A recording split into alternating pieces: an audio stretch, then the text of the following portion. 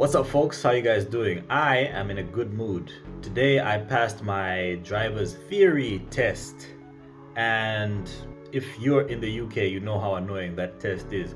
50 multiple choice questions and then a hazard perception test where you have to watch 14 different clips of oncoming or potential or developing hazards. And yeah, I just feel good having passed that. The next step is doing the practical test, which I don't know, doing it in winter doesn't seem safe. Someone who's been doing driving in the tropics, even though I've been driving for 15 years, to test myself or to do the driving license test in the middle of winter is a bit daunting. So I might wait until the roads have thawed a little bit and they're not as icy. But anyway, I'm in a good mood because of that. And also my Spotify Wrapped came about, and this has been my biggest year on Spotify and in streaming in general. We did some numbers. So thank you to everybody that's been listening and been supporting and has subscribed to the channel. If you haven't subscribed, please like and subscribe to this channel. Like the video and subscribe to this channel. It'll be a big help. We're trying to get to 1,000 before the end of the year. Anyway, the reason I'm making this particular video is there was a comment from Reminisce92. I hope I'm getting that right, but there was a comment from him and he was asking, what should artists do to market themselves, or what would I do if I was starting out today? What would I do differently in order to market myself? And I think I'll call this video what artists should do to market themselves in 2024, because we're heading into the future. It's the end of the year. 2023 is pretty much over.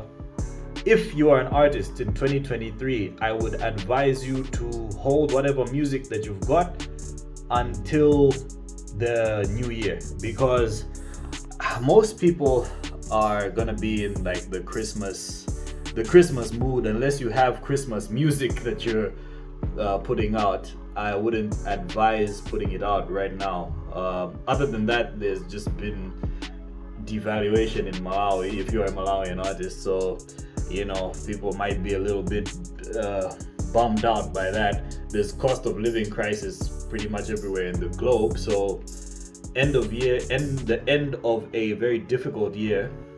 I'm not saying you shouldn't put your music out, but I would advise against it just because the energy right now is pretty low. So you want to catch people when the energy is starting to pick up. So January, February, that's just my advice. But anyway, let's get to what artists should do to market themselves in 2024.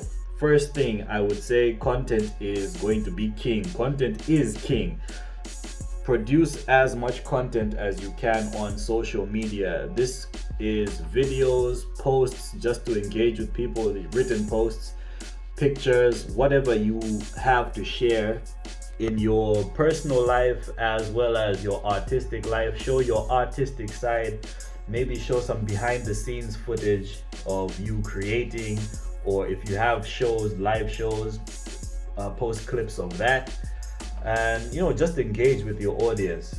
Let people know that you are there, like you're an actual entity. So social media, a lot of content, and don't be afraid to make mistakes when you're uploading your content. Like if you're doing videos, I started out doing videos seriously maybe last year.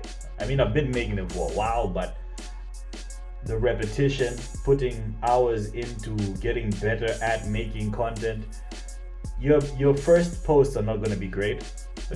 Everybody sucks when they're doing something for the first time, whether it be making music or playing football or making content. You're going to suck the first time you do it. So just put the reps in. You will get better as you go. So don't be afraid to not be great. It's understandable when you first try. And the more hours you put in, the better you'll get. 10,000 hours to become an expert, right? So put your hours into making some content. Content will let people know that you have music out there. So do that first. Specifically, I would say that you should concentrate on 3 platforms.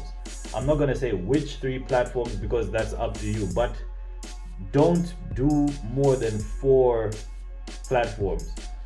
I would say, because you need to concentrate your efforts on 3. Which 3 is up to you. It depends on your strengths. If you're on Twitter or X, if you're good at writing stuff and being funny and engaging in that format, then use that. If you are great at making videos, then YouTube, TikTok, IG, that'll be your forte. If you're better at longer posts and you can mix things up, you can include Facebook. For me, my 3 that I'm going to concentrate on are Facebook. Wait, Facebook? Nah, I'm going to concentrate on YouTube, IG, and on TikTok, because I seem to be getting better at making videos and I want to do this more, put more effort and more hours into doing that. So those are going to be my 3. Okay, so we've got content creation. Content is king. The second thing is collaboration. You want to collaborate with as many other artists as you can, whether it be in your genre or other genres, to widen your audience and also to widen your network of potential collaborators and other industry players, so that you can do more events. The more people you meet in the industry, other artists as well, the more potential there is to do stuff outside of just making the song. You get to meet other artist managers, so you can do events, merchandise, and even, I don't know, shows or whatever on YouTube. You can do cameos and all that, like radio appearances, podcast appearances. That's what you get through collaboration. You get to meet people, you get to network, you get to go outside of your usual circles. So collaboration is also important if you want to market yourself. So we've said content creation, collaboration. The next thing that I would say that artists should do is going live on those social media platforms. Go live as often as you can, just to get fans to, get to know that you are like an actual material person. That's what being live does. It's a chance to look at the raw, sort of unfiltered look at you, and there's some kind of connection as well, because they can live comment, so you'll be able to see those comments. You get to interact with people live, and that adds another dimension to you and to your artistry. Along with going live on the social media platforms, there's also live performances. Perform live as often as you can. So that's number 4. And it doesn't have to be the big shows. You don't have to shoot for the college shows and the big venues. You can start out doing small venues with just a couple collaborators. You see why collaboration is important. You get to know other artists, and you can set up these little shows you can do in small venues, local venues. You just need a few other artists, a DJ, some lighting, some sound equipment, and the approval of the event space's manager or owner. It can even be a backyard party. Just do something cool, do something fresh, creative, invite people over, and yeah, you can put something together with live shows that way. In terms of inviting people over, that's the 5th thing. Don't be afraid to make contact with fans. So hand out your contacts as often as possible, especially when you're small, starting out. It doesn't hurt to give out your number. There's no need to carry that mystique that like The Weeknd or Drake would have, because I mean, when you have 1,000 followers or 1,000 fans, you are able to reach out to them, I mean, on an individual level. WhatsApp, email, text, whichever way you would want to communicate with your fans. It's simple that way, because you don't have that many people to talk to.